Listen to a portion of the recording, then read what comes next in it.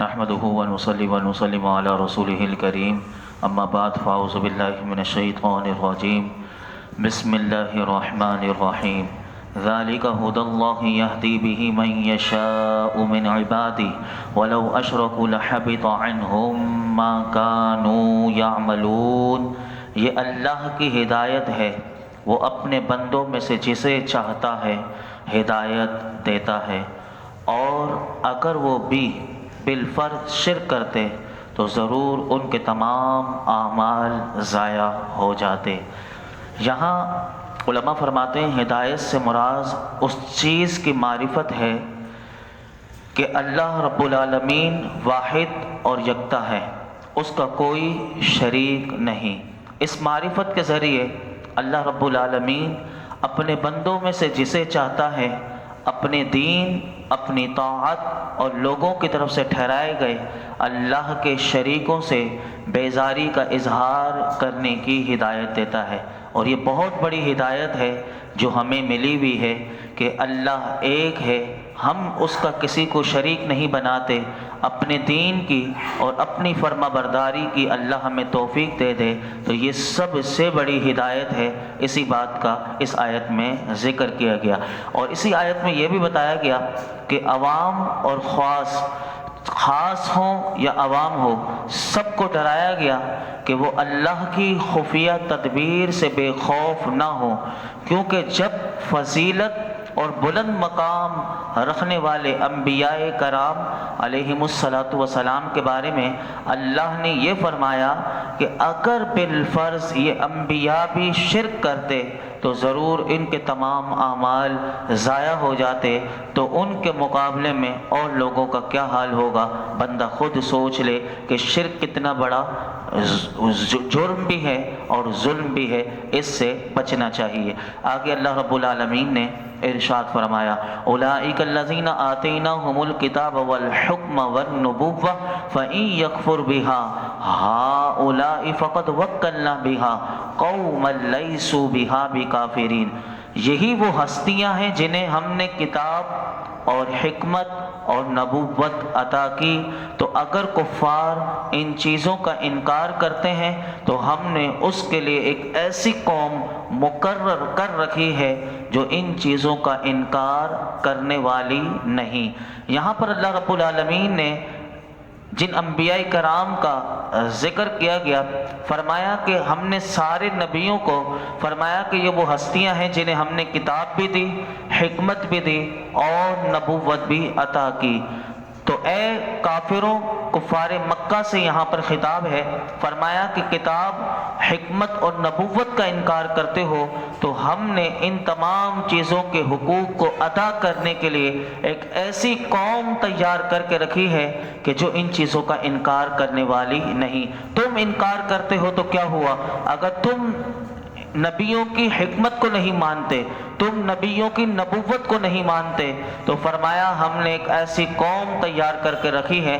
علماء کہتے ہیں اس قوم سے مراد وہ انصار مراد ہیں یا مہاجرین صحابہ مراد ہیں یا تمام صحابہ، یا فرمایا کہ حضور پر ایمان لانے والے وہ تمام مسلمان اس آیت میں شامل ہیں کہ جنہیں اللہ رب العالمین نے خدمت دین کی توفیق بخشی۔ فرمایا اس میں مبلغین بھی ہیں، اس میں علماء بھی ہیں، اس میں اولیاء بھی ہیں، اس میں سلاطین وغیرہ، یہ سب لوگ ہیں۔ تو اس آیت میں یہ دلیل ہے کہ اللہ رب العالمین اپنے محبوب کی نصرت فرمائے گا اور آپ صلی اللہ علیہ وسلم کے دین کو قوت دے گا اور اس کو تمام ادیان پر غالب کرے گا۔ چنانچہ یہ ایسا ہی ہوا اور یہ غیبی خبر واقع ہوئی۔ صحابہ کرام کے خلفائے راشدین کے دور کو پڑھ لیجئے، اللہ نے اس دین کو کیسے غلبہ دیا اور صحابہ کرام کو اللہ نے کیا عظمتیں عطا فرمائی۔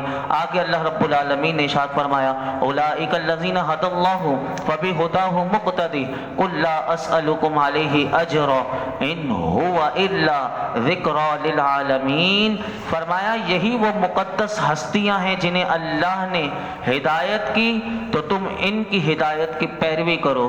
تم فرماؤ میں اس پر تم سے کوئی اجرت نہیں مانگتا، یہ صرف سارے جہان والوں کے لیے نصیحت ہے۔ اس میں اللہ رب العالمین نے ارشاد فرمایا کہ ہر وہ خوبی اور کمال جو دوسرے انبیاء میں متفرق طور پر، یعنی کسی نبی کو ایک چیز دی، کسی کو دو دی، کسی کو زیادہ دی، فرمایا کہ متفرق طور پر جو دیگر انبیاء میں پائی جاتی تھی، نبی کریم صلی اللہ علیہ وسلم کو اللہ رب العالمین نے ان سب کمالات کا جامع بنایا۔ اسی لیے میرے آقا تمام انبیاء کے امام الانبیاء بھی ہیں، اور اسی لیے حضور سب سے افضل اور اکمل ہیں۔ اس آیت میں یہ بتایا گیا۔ دوسری بات اس آیت میں یہ بتائی گئی کہ میرا آقا علیہ الصلوۃ والسلام نے فرمایا کہ تم فرماؤ میں اس پر تم سے کوئی اجرت نہیں مانگتا۔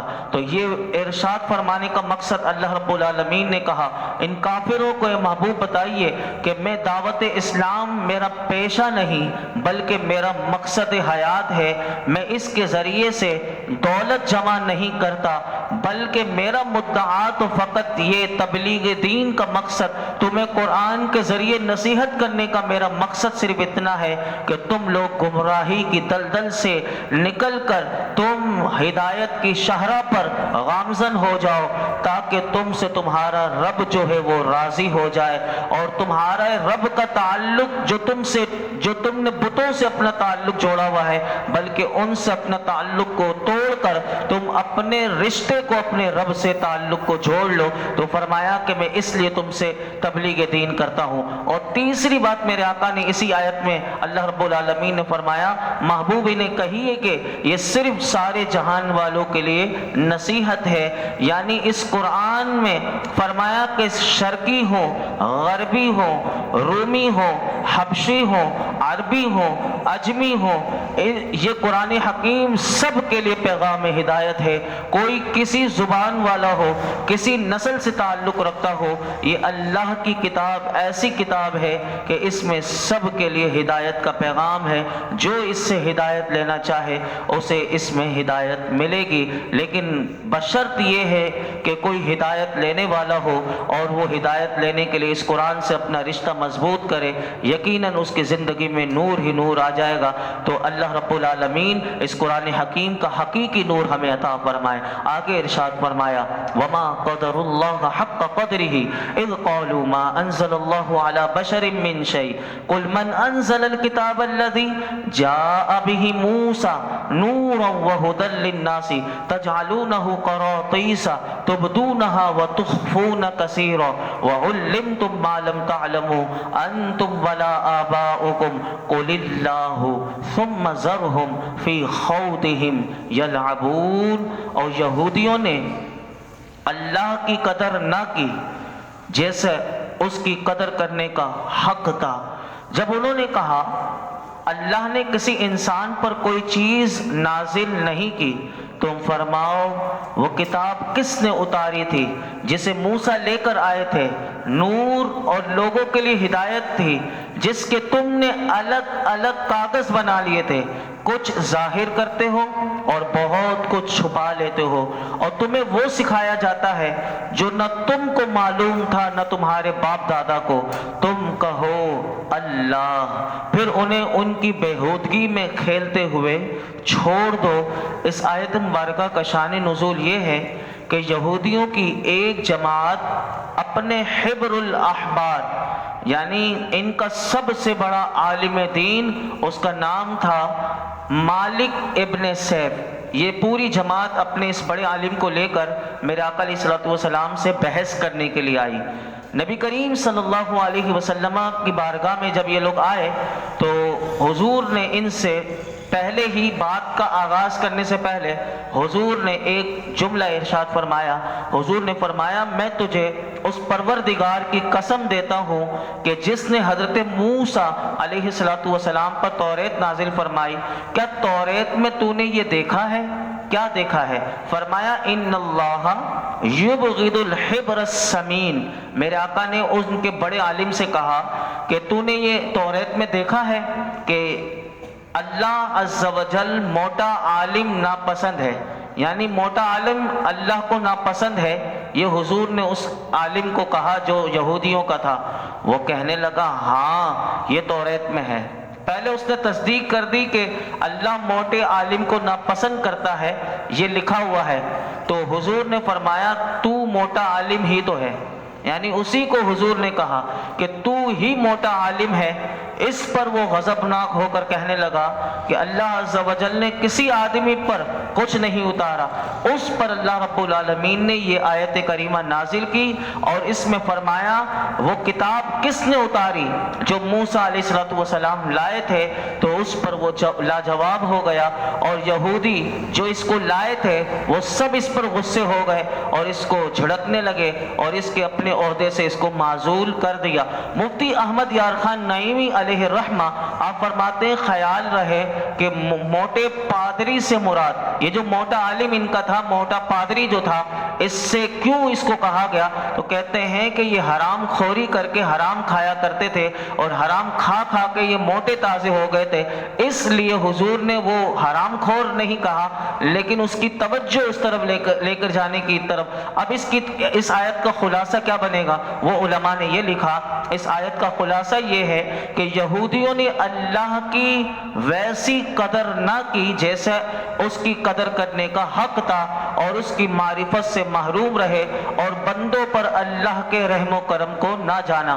انہوں نے کہا کہ اللہ نے کسی انسان پر کوئی چیز نازل نہیں کی۔ اے حبیب تم انہیں جواب دو کہ اگر اللہ نے کوئی کتاب نہیں اتاری تو وہ کتاب کس نے اتاری تھی جو موسیٰ علیہ السلام لے کر آئے تھے؟ تو فرمایا جو سراپر نور تھی وہ کتاب اور اس میں ہدایت تھی، اور وہ کتاب ایسی تھی کہ جس کے تم نے الگ الگ کاغذ بنا لیے تھے اور اس میں سے تم کچھ ظاہر کرتے تھے۔ وہ ظاہر کون سی چیزیں کرتے تھے؟ کہا جس کا اظہار تمہاری خواہش کے مطابق ہو تو تم اس کو ظاہر کر دیتے تھے، اور جب کہ تم اس میں سے بہت سی باتیں دین کی چھپا لیا کرتے تھے۔ فرمایا کہ میرے محبوب کے دین کی بہت ساری باتیں تم اس میں سے بہت ساری چھپا لیا کرتے تھے۔ اے یہودیوں تمہیں محمد مصطفیٰ کی تعلیم اور قرآن کریم کے ذریعے وہ کچھ سکھایا جاتا ہے جو نہ تم کو معلوم تھا نہ تمہارے باپ دادا کو معلوم تھا۔ مزید اسی آیت میں علماء فرماتے ہیں، یہ فرمایا کہ یہودی اس سوال کا جواب نہ دے سکے تو اے محبوب آپ خود انہیں بتا دیجئے گا کہ توریت کو نازل کس نے کیا تھا؟ تو توریت کو نازل کرنے والا اللہ رب العالمین تھا۔ ایسے ہی اس قرآن کو نازل کرنے والا بھی اللہ رب العالمین ہی ہے۔ اور یہ جواب دینے کے بعد محبوب انہیں چھوڑ دیں، یہ اپنی بےہودگی میں کھیلتے رہیں، اور آپ نے حجت قائم کر دی، آپ نے واعظ و نصیحت کا حق ادا کر دیا اور ان کے لیے کسی عذر اور بہانے کی کوئی گنجائش نہ چھوڑی۔ اس پر اگر وہ باز نہ آئے اور اپنی بےہودگی میں ان کو چھوڑ دیں، اس آیت میں ان کے لیے وعید ہے، تحدید ہے، جھڑکی ہے، اور ان کو سبق دیا گیا ہے کہ تم پر حجت قائم کر دی گئی۔ اب بھی اگر تم محبوب کو، میرے محبوب کو نہ مانو، ان کے دین کو نہ مانو، تو پھر قیامت کے دن تمہیں خود حساب دینا پڑے گا۔ یہ اس آیت میں انہیں بتایا گیا۔ آگے ارشاد فرمایا وَهَذَا كِتَابٌ انزلناه مبارك مصدق الذي بين يديه ولتنذر القرى ومن حولها والذين يؤمنون بالآخرة يؤمنون به وهم على صلاتهم يحافظون۔ اور یہ برکت والی کتاب ہے۔ اب اس قرآن کی شان اللہ رب العالمین نے اس آیت میں بتائی، فرمایا کہ یہ برکت والی کتاب ہے۔ یہ دیکھیے جملہ دیکھیے، قرآن میں برکت ہے، قرآن کوئی پڑھے گا اسے برکت ملے گی، قرآن کو کوئی دیکھے گا اسے برکت ملے گی، قرآن سراپا برکت ہے۔ فرمایا کہ یہ برکت والی کتاب ہے جسے ہم نے نازل فرمایا ہے، پہلی کتابوں کی تصدیق کرنے والی ہے، اور یہ اس لیے اتری تاکہ تم اس کے ذریعے مرکزی شہر اور اس کے ارد گرد والوں کو ڈر سناؤ، اور جو آخرت پر ایمان لاتے ہیں وہی اس کتاب پر ایمان لاتے ہیں اور وہ اپنی نماز کی حفاظت کرتے ہیں۔ علماء فرماتے ہیں یہاں پر قرآن حکیم کے بارے میں یہ فرمایا گیا کہ یہ قرآن برکت والی کتاب ہے اور جسے ہم نے نازل کیا، یہ پہلی کتابوں کی تصدیق کرنے والی ہے، اور ہم نے اس لیے نازل فرمایا تاکہ اس کے ذریعے مکہ مکرمہ میں کیونکہ یہ قرآن نازل ہو رہا تھا، اور فرمایا کہ اس کے ارد گرد والے لوگ کیونکہ وہ کافر تھے تو فرمایا کہ ان کو اللہ کے عذاب کی خبر دو اور اس کتاب کے ذریعے انہیں ڈراؤ۔ اور اسی آیت میں یہ بھی بتایا کہ جو لوگ آخرت کو مانتے ہیں اور اس میں قرآن حکیم میں جو انواع اور اقسام کے عذابات پر ایمان لاتے ہیں، ان کا ایمان ہے کہ اللہ کا عذاب آ سکتا ہے، جو اس نے خبر دی ہے جہنم کی، فرمایا اس پر ایمان لاتے ہیں، اور وہی لوگ برے انجام سے ڈرتے ہیں۔ تو پتہ چلا قرآن سے کون سبق حاصل کرتا ہے؟ سب سے پہلے وہ لوگ حاصل کرتے ہیں جن کو آخرت پر ایمان ہے، اور اس قرآن میں جو عذابات سے ڈرایا گیا، کہا کہ وہ اس پر ایمان لا کر اپنے برے انجام سے ڈرتے ہیں، اور یہی خوف جس بندے کے اندر ہو، یہ قرآن کہتا ہے اسے نیکی کرنے کی رغبت مل جاتی ہے، اسے غور و فکر کی دعوت مل جاتی ہے۔ پھر وہ فرمایا کہ قرآن مجید پر ایمان لانے والے پھر اپنی نماز کی حفاظت کرتے ہیں۔ تو نماز کی حفاظت کون کرے گا؟ تو یہ ساری باتیں بتائی گئی۔ علماء کہتے ہیں یہاں پر جو نماز کو بطور خاص اس لیے ذکر کیا گیا کہ یہ ایمان کے بعد سب سے اعلیٰ عبادت ہے۔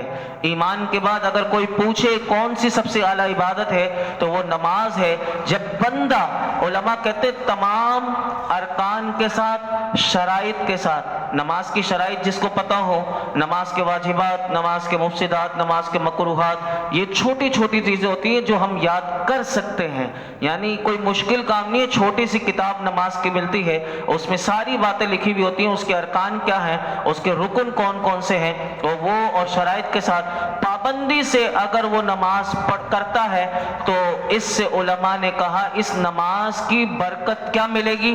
اگر جو ارکان و شرائط کے ساتھ نماز پڑھے گا تو فرمایا دیگر جو اللہ نے عبادات رکھی ہیں وہ کرنا اور دیگر اللہ کی فرما برداری کرنا بندہ خود بخود شروع کر دیتا ہے۔ یہ اس قرآن کی برکت ہے۔ اور فرمایا اس سے یہ بھی معلوم ہوا کہ قرآن مجید کا ایک ایمان لانے کا ایک تقاضا یہ ہے کہ پانچوں نمازیں شرائط و ارکان کے ساتھ ادا کی جائیں، اور نماز کی ادائیگی میں کبھی سستی اور کاہلی سے کام نہ لیا جائے۔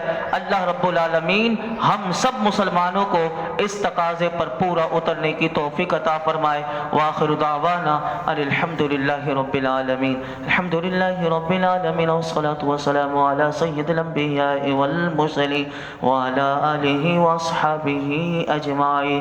یا اللہ پاک جو کچھ سنایا اس میں کوئی غلطی کوتاہی ہو معاف فرما، ہمیں بہترین سیکھنے سکھانے کی توفیق عطا فرما، ہمیں عمل کرنے کی توفیق عطا فرما۔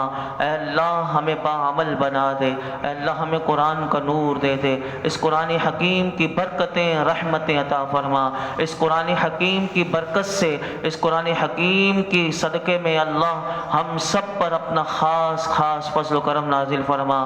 ہم مولا کریم ہمیں مرتے وقت ہم پر اپنا خاص فضل و کرم نازل فرما، نزا کے وقت ہمارے ایمان کی حفاظت فرما، نزا کے وقت ہمیں کلمہ طیبہ پڑھنا نصیب فرما۔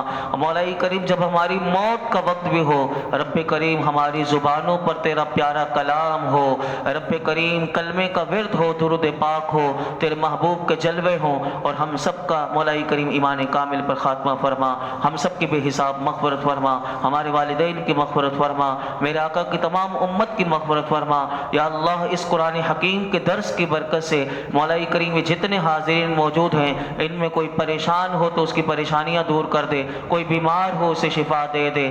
حلیمہ بائی ان کی بہت ساری پریشانیاں ہیں، رب کریم یہ ہماری اماں جو بھی آئی تھی دعا کروانے کے لیے، رب کریم ان کے گھر میں جو پریشانیاں ہیں دور کر دے۔